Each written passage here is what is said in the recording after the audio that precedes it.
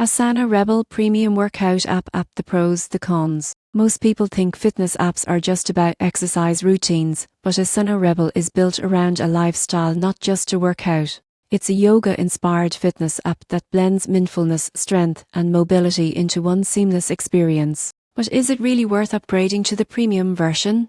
Let's dive into the pros and cons. Starting with the pros. Asana Rebel's biggest strength is its balance between fitness and wellness. You get a mix of high-energy workouts, yoga flows, guided meditations, and even sleep music. It's not just about burning calories, it's about building a healthy daily routine. The app also tailors recommendations based on your goals, whether that's toning up, gaining flexibility, or improving focus. The interface is clean, intuitive, and beautifully designed. Each session feels easy to follow, and the short workout lengths make it perfect for busy people who want quick, effective sessions. Another plus is its holistic approach. You can track hydration, steps, and even mental wellness activities all in one place. But what about the cons? While the app looks great, the free version is quite limited. To unlock all features, you need the premium subscription, and that can feel pricey compared to competitors. Some users also wish for more real-time feedback or instructor interaction,